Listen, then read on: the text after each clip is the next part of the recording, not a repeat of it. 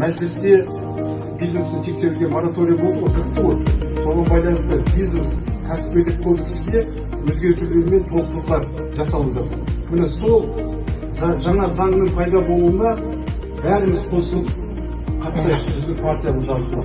Өйткені ол сіздердің кәсіптеріңізге байланысты.